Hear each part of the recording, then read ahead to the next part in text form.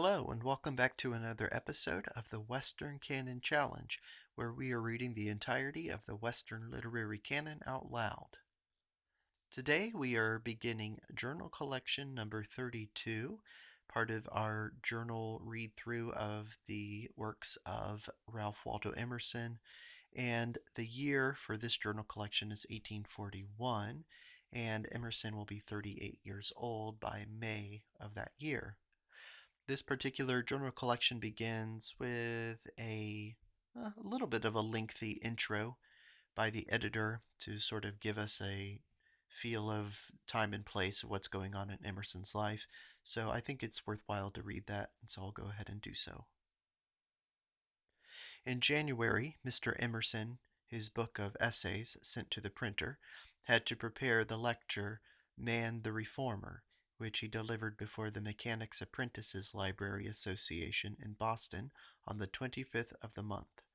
His sedentary work in the severe winter seemed to have left him in bad condition in the spring, and in April a pleasant and successful alliance was made with Henry Thoreau, when 24 years old, which lasted for 2 years.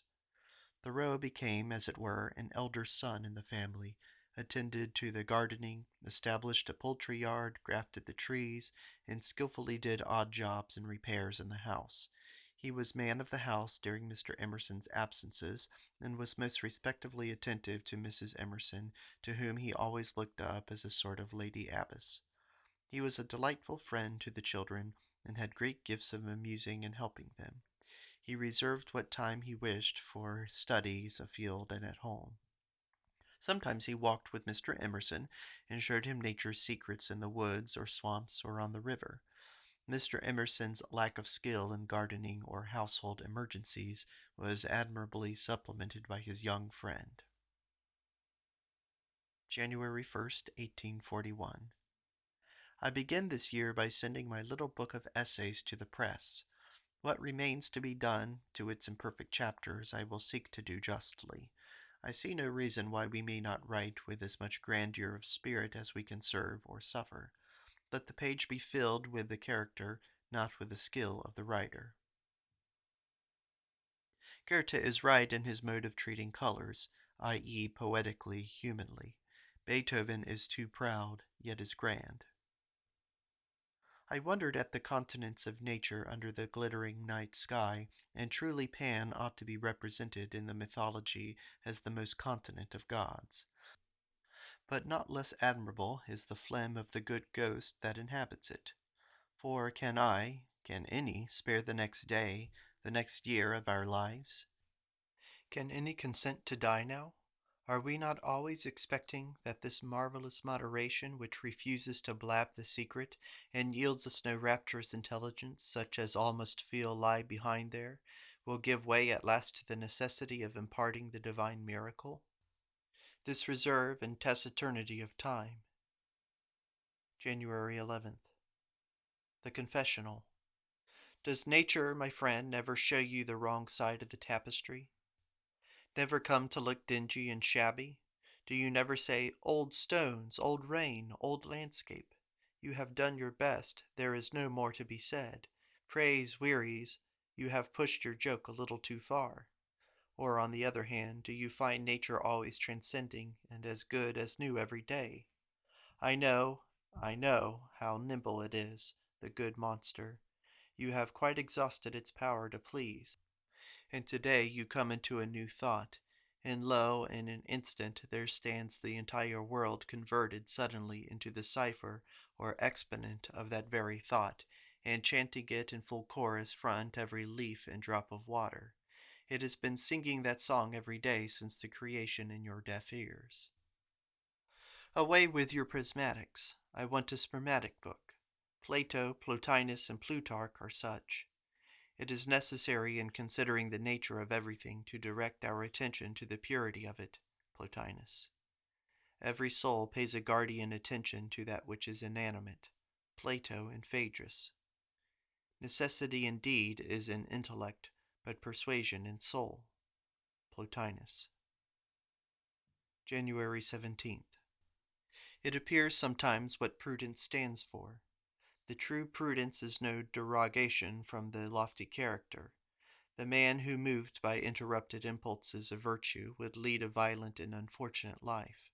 These continent, persisting, immovable persons who are scattered up and down for the blessings of the world, whosoever named Osiris or Washington or Samuel Hoare, have in this phlegm or gravity of their nature a quality which answers to the flywheel in a mill, which distributes the motion equably over all the wheels and hinders it from falling unequally and suddenly in destructive shocks.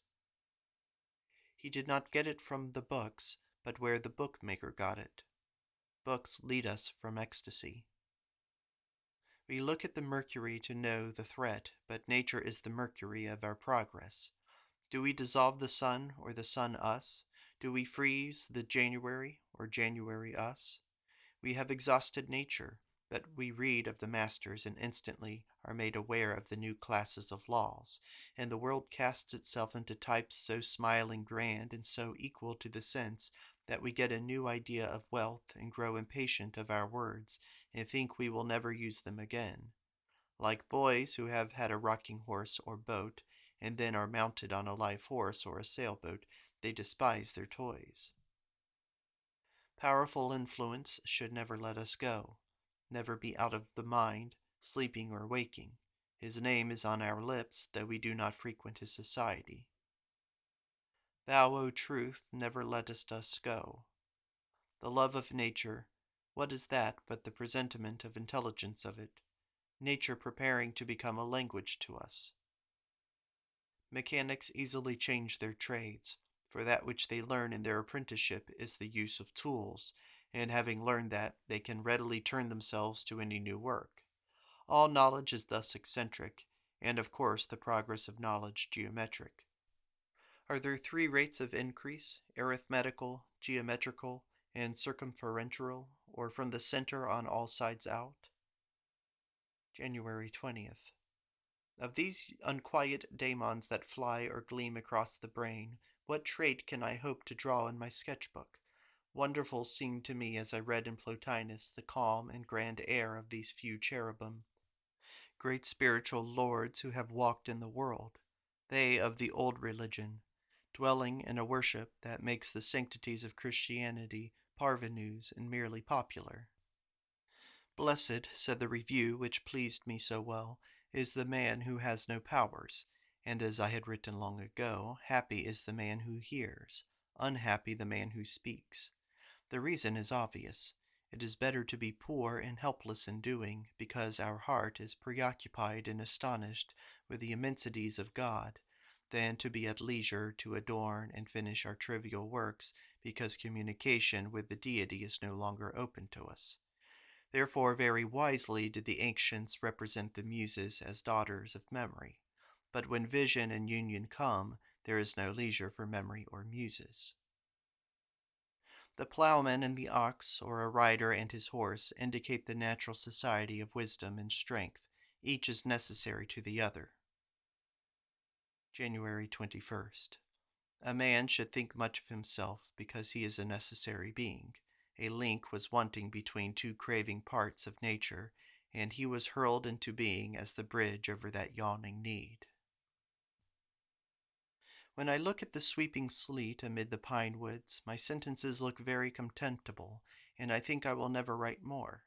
But the words prompted by an irresistible charity, the words whose path from the heart to the lips I cannot follow, are fairer than the snow. It is pitiful to be an artist. We are to come into nature from a higher law and classify it anew. There is no mire, no dirt to chemistry. The ignorant, the foul know of dirt. The chemist sees all dissolved into a chain of immaterial, immortal, irresistible laws. Even so must we come into nature, that is, so walk and work and build and associate. We must not scold, we must not lay hands on men, but, being inspired, must awe their violence and lead them by our eye into harmonic choirs. A man is a poor limitary benefactor.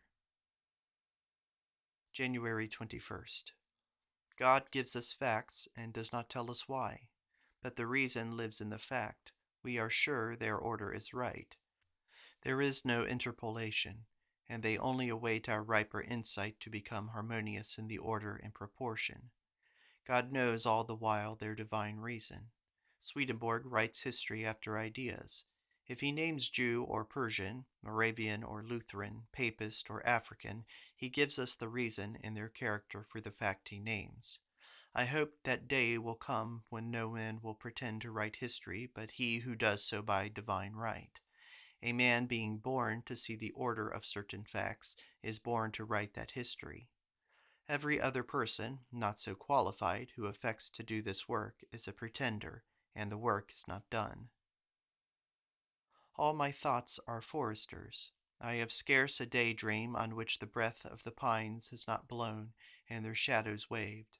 Shall I not then call my little book Forest Essays? Ecstasy, religion are essentially self-relying. The entranced instantly speak down as from an immeasurable height to him who but yesterday was walking at their side. They ask no sympathy. But the soul which enters its novitiate in the temple, when it has prayed or chanted inquiries of its old friends, whether this was verily prayer and music. The present.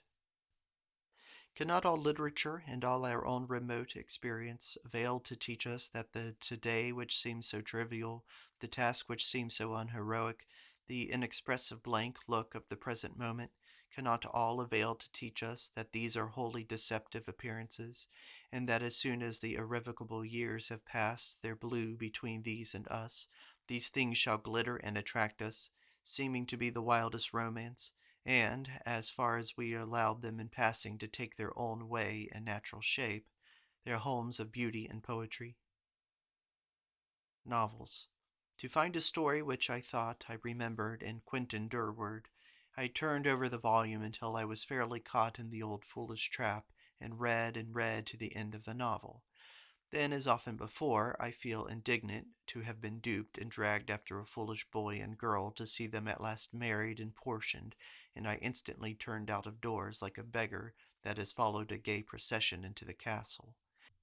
Had one noble thought opening the abysses of the intellect, one sentiment from the heart of God been spoken by them, I had been made a participator of their triumph.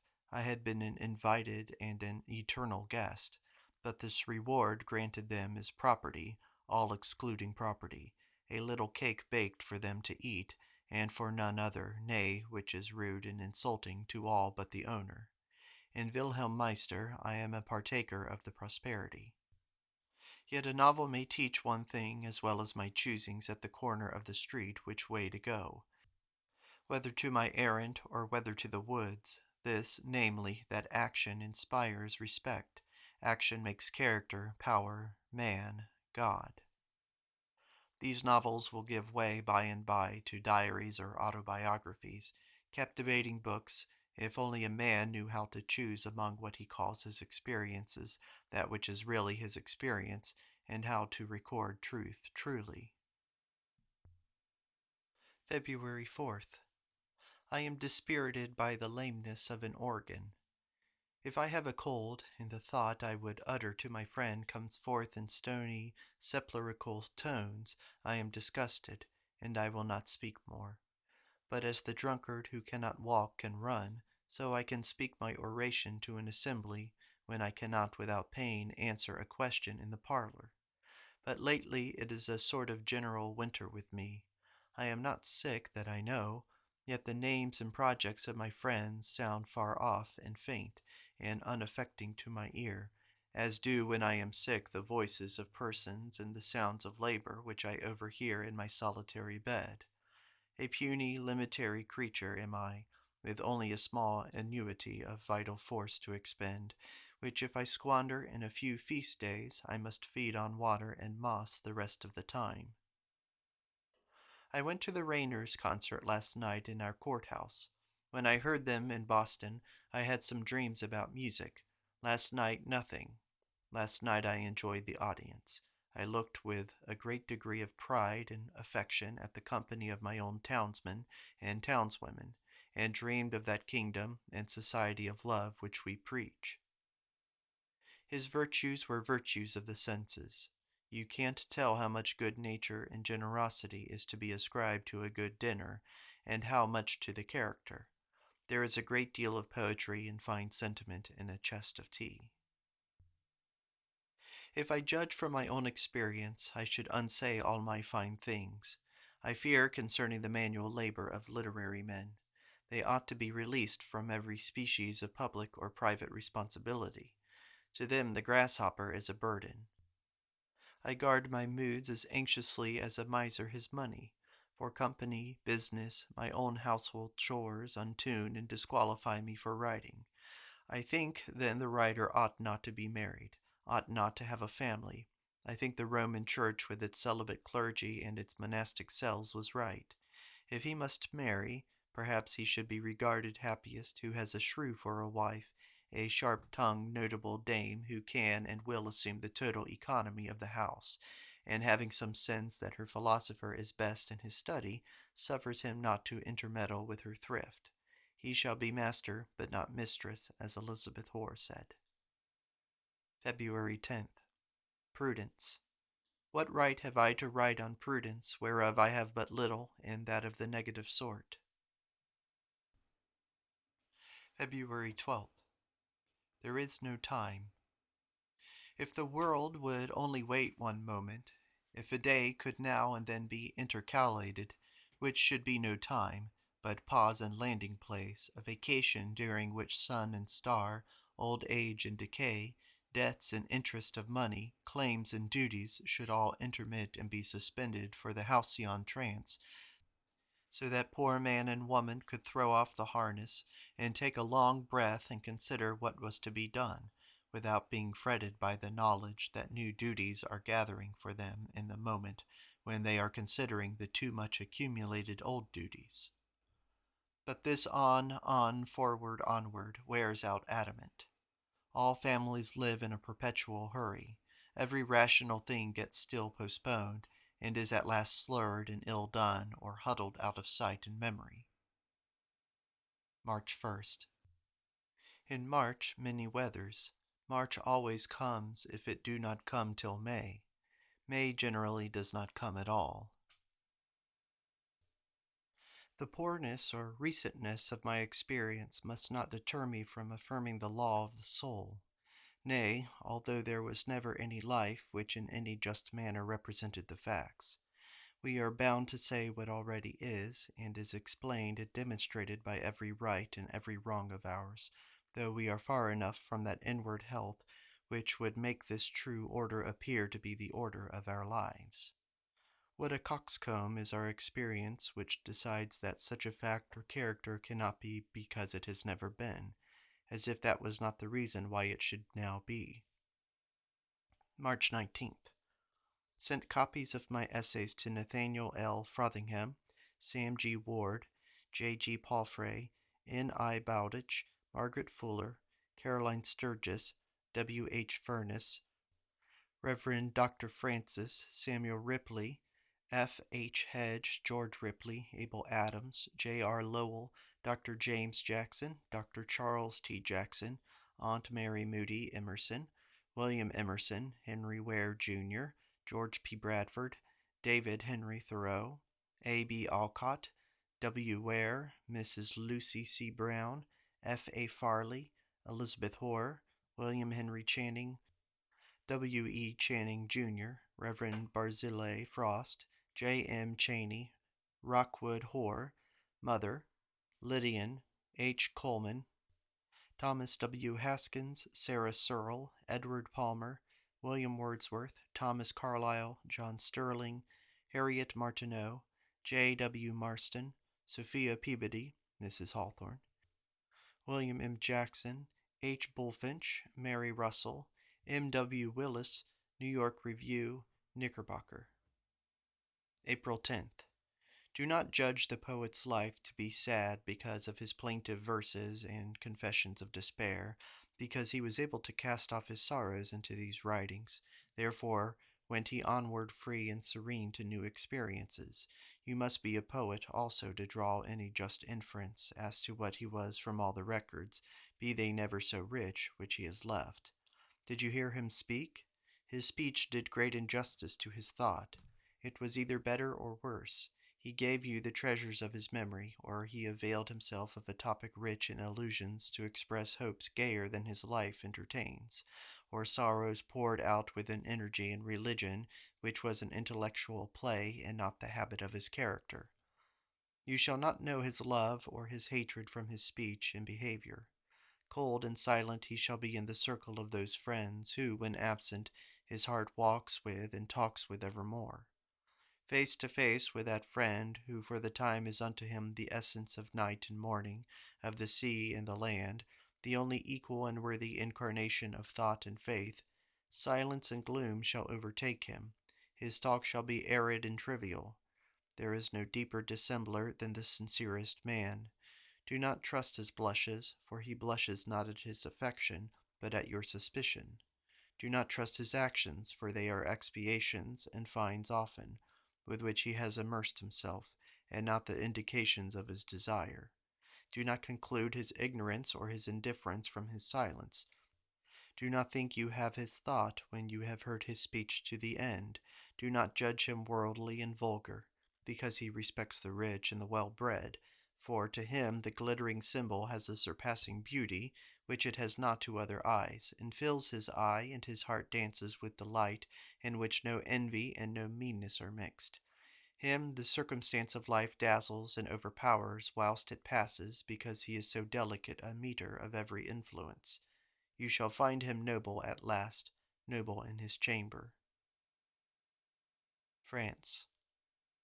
But Gymnus said, My sovereign lord, such is the nature and complexion of the French that they are worth nothing but at the first push. Rabelais. I read with joy the Life of Pythagoras by Iambelicus, and the use of certain melodies to awaken in the disciple now purity, now valor, now gentleness. That life is itself such a melody, and proper to these holy offices. Especially I admire the patience and longanimity of the probation of the novice. His countenance, his gait, his manners, diet, conversation, associates, employments, were all explored and watched. Then the long discipline, the long silence was imposed, the new and vast doctrines taught, and then his vivacity and capability of virtue explored again. If all failed, then his property, otherwise made common, was restored to him, a tomb built to his memory, and he was thenceforward spoken of and regarded by the school as dead. The long patience in this fugitive world is itself an affecting argument of the eternity of soul, affirms the faith of those who thus greatly slight our swift almanacs. He who treats human beings as centennial millennial natures convinces me of his faith. Yet how much I admire their use of music as a medicine. But for me, with deaf ears, order and self-control are the melodies which I should use to mitigate and tranquilize the ferocity of my animal and foreign elements. I saw with great pleasure the plates of the French artist of the ruins of Palenque in Mexico, Cyclopean remains of a simple and original architecture that compare at once with what is best of Egyptian, Doric, or Gothic. Its great value to the eye is the emancipation of the spirit which it works. Everything is again possible. We are no longer forced to reproduce buildings in one of 5 or 6 foolish styles, but are as free as dreams, free as wishes, free as new necessities can make us. Seest thou not how social and intrusive is the nature of all things? Ever they seek to penetrate and overpower each the nature of every other creature, and itself alone in all modes and throughout space and spirit to prevail and possess. Man is the tendor, irritable, susceptible matrix or receiver. The pollen of all these grand flowers, these savage forests, blows up and down and is lodged in him, and he bears a universal, variegated blossom, rich with the qualities of every nature. There is nothing man meditates but he tends presently to recreate, whether a gallery of sculpture or economical machines, or a government, or a bank, or the starry heaven, or a field of flowers, a ship or a picture, music or a farm, a whaling voyage or a war. Soft and facile all images float freely over his retina. The poet is he who can fix the grandest image and keep the vividness of a brisk conversation to a millennium. What are all these artists and masters of commerce, war, science, art, who go up and down so energetically, but the celebrators and worshippers and minions, one may say, each of some substance or relation in nature? That shining, alluring property did first sing in his ear a siren song, was his seducer and sycophant, that it might in the end utterly possess and infuriate him in its service. April 13th. In the unwelcome great snowstorm of this day I must blot a line to acknowledge the value of those social tests to which all are brought in turn to be approved or damned. Precisely as the chemist submits the new substance to the action of oxygen, hydrogen, electricity, vegetable blue, etc., each soul in our little Massachusetts coterie is passed through the ordinary series of social reagents: the market, the church, the parlor, the literary circle, writing, speaking, the ball, the reforms, etc., to ascertain his distinctive powers. Those tests which call out our latent powers and give us leave to shine, we love and applaud. Those which detect our deficiencies we hate and malign. The poet who is paralyzed in the company of the young and beautiful, where he would so gladly shine, revenges himself by satire and taxing that with emptiness and display. It is but fair that they for whose friendship we are candidates, and they who are candidates for ours, and such are all men and all women, should have the opportunity of putting and of being put into all the crucibles. But when we have been tried and found wanting in any one, the wise heart will cherish that mortification till the flower grows out of the noisome pit. It will learn that not by seeking to do, as others do, that thing for which it was shown that we had no faculty, but by pious waiting from month to month, from year to year, and ever new effort after greater self-truth, will the new way at last appear by which we are to do the correspondent act in our circle. I read alternately in Dr. Nichol and in St. Simon, that is, in the heavens and in the earth, and the effect is grotesque enough. I am the maker and of the made. The vastness of the universe, the portentous year of Mizar and Alcar are no vastness, no longevity to me. In the eternity of truth, in the almightiness of love, I slight these monsters. Through all the running sea of forms I am truth, I am love and immutable. I transcend form as I do time and space. Is the service of plate a fit reward of a virtuous action? Or is the friend whom it has won and the insight it has given and the reaction it has caused the fit reward? And is science to be learned always in laboratories, or will it one day be eaten and drunken, be smelled and tested, be digged and swum and walked and dreamed? Every man tries his hand at poetry somewhere, but most men do not know which their poems are. And then there's a short Latin text, which does have a translation in the footnotes, which says, "The flight of the only to the only." April 19th. Saint Simon paints Fenelon as he sees him from the army and the saloons of Versailles, so that his Fenelon is a Saint Simon in surplice, and no Fenelon at all. I am tempted lately to wish for the benefit of our literary society that we had the friendly institution of the café. How much better than Munro's bookshop would be a coffee room wherein one was sure at 1 o'clock to find what scholars were abroad taking their walk after the morning studies were ended. Education. We assume a certain air of holiness when we go to deal with our children, and appeal at the moment to a principle to which we do not appeal at other times. Of course, we do not succeed. The child feels the fraud. Simply, the Holy Spirit is not there, and the effects cannot appear. April 20th.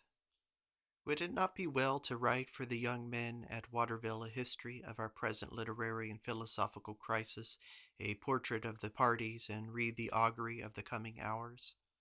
In England, ethics and philosophy have died out. How solitary is Coleridge, and how conspicuous, not so much from his force as from his solitude. In this country, a throng of eager persons read and hear every divine word. Yet, for the most part, there is great monotony in the history of our young men of the liberal or reforming class. They have only got as far as rejection, not as far as affirmation. They seem therefore angry and railers. They have nothing new or memorable to offer. And that is the vice of their writings: profuse declamation, but no new matter. After a very short time this becomes to the reader insufferably wearisome, and the fine young men and women who looked but the other day in that direction with eyes of hope like the first rays of morning are turning away with a kind of bitterness from the saturation of talk, of promise, and of preaching. Silence, personal prowess, cheerfulness, solid doing seem to be the natural cures. We are a puny and fickle folk. Hesitation and following are our diseases. The rapid wealth which hundreds in the community acquire in trade or by the incessant expansions of our population and arts enchants the eyes of all the rest. The luck of one is the hope of thousands, and the whole generation is discontented with the tardy rate of growth which contents every European community. America is the country of small adventures, of short plans, of daring risks, not of patience, not of great combinations, not of long, persistent, close woven schemes demanding the utmost fortitude, temper, faith, and poverty. Our books are tents, not pyramids. Our reformers are slight and wearisome talkers, not man-subduing, immutable, all-attracting, discharging their own task, and so, quote, charming the eye with dread, and persuading without knowing that they do so. There are no Duke Wellingtons, no George Washingtons, no Miltons, Bentleys, or Hearns among our rapid and dashing race, but abundance of Murats and Rienzis, of Wallers, and that slight race who put their whole stake on the first die they cast. The great men bequeathed never their projects to their sons to finish. These eat too much pound cake. The most interesting class of people are those who have genius by accident and are powerful obliquely. Beautiful to me among so many ordinary and mediocre youths as I see was Sam Ward when I first fairly encountered him, and in this way just named.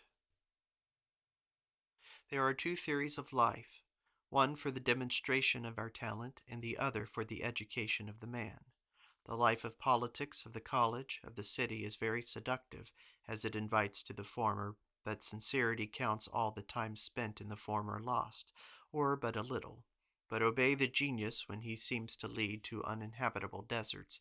Penetrate to the bottom of the fact which draws you, although no newspaper, no poet, no man has ever yet found life and beauty in that region. And presently, when men are whispered by the gods to go and hunt in that direction, they shall find that they cannot get to the point which they would reach without passing over that highway which you have built. Your hermit's lodge shall be the holy city and the fair of the whole world. War was courteously carried on as a tournament of the aristocracy in Louis Quatorze's time. Duc de Saint-Simon relates that when the Marshal de Lorges, general of the army on the Rhine, fell sick, Louis of Baden, the general of the enemy, sent by trumpet offers of his physicians, of supplies, and every courtesy and attention in his power. April 21st.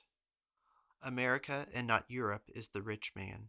According to de Tocqueville, the column of our population on the western frontier from Lake Superior to the Gulf of Mexico, 1,200 miles as the bird flies, advances every year a mean distance of 17 miles.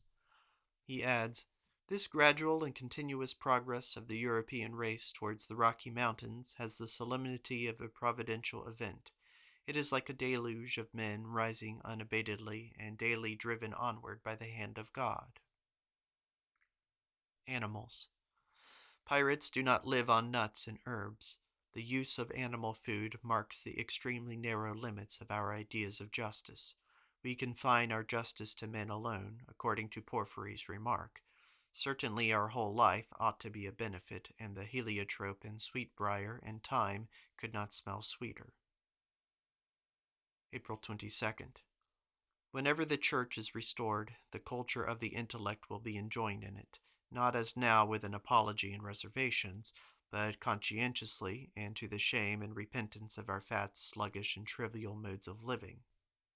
And I think that the labor in a college should be as strenuous and rugged, I may say as audacious as any labor that is undertaken in agriculture or in war. And the student ought to feel a poignant shame if, when he reads the marches of Hannibal or Napoleon across the Alps, or the hardships of Hudson and Perry in their polar voyages, or the patience of Columbus, these eminent pieces of endurance appear to him to indicate a greater manhood and resolution, a more incessant industry, or a ruder courage than that which he exercises in his silent library. Does he wish to be a placid smiler, a demure, inoffensive reader of such books as the newspapers applaud, to be helped over a fence when he walks with a man, as if he were a girl, like my dear Reverend Mr. A? I see not how he is better than a lacquey hired to read, instead of one hired to wait on tables or to polish boots. His courage is not that of a soldier or a sailor, but that of a scholar, and as worthy of their admiration as theirs is worthy of his. Should not man be sacred to man? What are these thoughts we utter but the reason of our incarnation? To utter these thoughts we took flesh, missionaries of the everlasting word which will be spoken. April 23rd. Do not cast about for reasons among their shop of reasons, but adduce yourself as the only reason.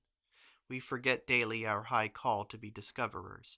We forget that we are embarked on a wholly unknown sea in whose blue recesses we have a secret warrant that we shall yet arrive at the fortunate isles hid from men, and at each saucy woodcraft or revenue cutter or rumboat that hails us, we are astonished and put off from our purpose, and ready to return to the rotten towns we have left and quit our seeking of the virgin shore. No great man ever complains of want of opportunity, no, nor of any want except of being wanting to himself. All that he lays to the charge of his fortune accuses himself only. Want of opportunity. Why did not divine necessity create him? Did he not come into being because something must there be and be done, which thing he and none other is and does? If I see, the world is visible enough, clothed in brightness and prismatic hues. If again I see from a deeper energy, I pierce the gay surface on all sides, and every mountain and rock and man in operation grows transparent before me.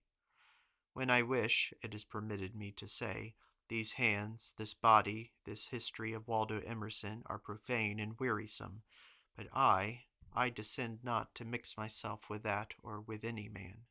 Above his life, above all creatures, I flow down forever, a sea of benefit into races of individuals. Nor can the stream ever roll backward, or the sin or death of a man taint the immutable energy which distributes itself into men, as the sun into rays or the sea into drops. When Coleridge converses, or Scott romances, or Wordsworth writes poems, there is an admirable fact. And now the activity of the engineer, of the railroad builder, and the manufacturer is real and inventive, and deserves regard. Commerce, speculation overflow their old boundaries and run into new paths. Reform is today creative and not slavish. But the only rule and condition of merit and noteworthiness is not renown, nor number, nor property, nor geography, but only vitality. Its title to be studied is not to be measured by anything but persons. If you would know what was done long ago, examine the institutions, the millions, the wealth, the laws. If you would know what God now hath at heart, behold the bright eye, hear the melodious speech, mark the irresistible hand which that energy now flows into. It matters not what topic men prefer, but what subject or instance they select to study the same upon. Not divination or ethics or astronomy is better than farriery or the rules of chess, but the one object of study is a great man. A great personal ascendancy is an inundation of reason, and therein shall read the laws of gods and men and atoms. But scholars, who should be diviners, ephori, judges, eyes, and souls, bow to badges and officers, and do not require of every man whom they meet that he should be the founder of a family or a profession, the inventor of a way of life. Geology, chemistry, animal dynamics, electricity, the law of day and night, and of all material relation is being read aloud. We must distinguish between the hero's greatness and his foible, and not consecrate so much nonsense as we do because it was allowed by great men. There is none without his foible. April 24th. I beheld him, and he turned his eyes on me, his great serious eyes. Then a current of spiritual power ran through me, and I looked farther and wider than I was wont, and the visages of all men were altered, and the semblances of things. The men seemed to me as mountains, and their faces seemed with thought, and great gulfs between them, and their tops reached high into the air. And when I came out of his sight, it seemed to me as if his eyes were a great river, like the Ohio or the Danube, which was always pouring a torrent of strong, sad light on some men wherever he went, and tingling with them with the quality of his soul. The balance must be kept. The power to generalize and the power to individualize must coexist to make a poet. Will and abandonment, the social and the solitary humor, man and opportunity. Beauty is the only sure sign, so that if your word threatens me, I know it is a bully, I know it is weak, I know there is a better word discoverable and returnable. That word only which is fair and fragrant, which blooms and rejoices, which runs before me like verdure and a flowering vine, sowing an Eden in the path, is truth. I hate, therefore, to hear that a cloud always hangs on an American's brow. I frequently find the best part of my ride in the Concord coach from my house to Winthrop Place to be in Prince Street, Charter Street, Ann Street, and the like places at the north end of Boston. The dishabille of both men and women, their unrestrained attitudes and manners, make pictures greatly more interesting than the clean-shaved and silk-robed procession in Washington and Tremont streets. I often see that the attitudes of both men and women engaged in hard work are more picturesque than any which art and study could contrive, for the heart is in these first. I say picturesque because when I pass these groups I instantly know whence all the fine pictures I have seen had their origin. I feel the painter in me. These are the traits which make us feel the force and eloquence of form and the sting of color. But the painter is only in me. It does not come to the finger's ends. But whilst I see a true painting, I feel how it was made. I feel that genius organizes, or it is lost. It is the gift of God, as Fanny Elser can dance and Brahman can sing, when many a worthy citizen and his wife, however disposed, can by no culture either paint, dance, or sing. Do not let them be so ridiculous as to try. But know thou, know all, that no citizen or citizen's wife, no soul is without organ.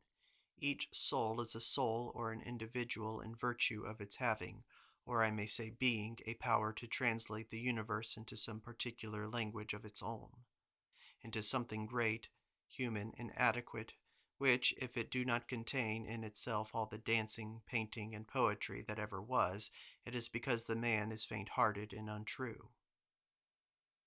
Wouldst thou see the wonders of art and the graces of society without a sense of inferiority? Make thy life secretly beautiful. This is the end of part 1 of Emerson's journal collection number 32, dating from the year 1841, when the author was 38 years old. In the next video, we will take up with part 2, and the date will be May 4th of that year. Thank you for listening.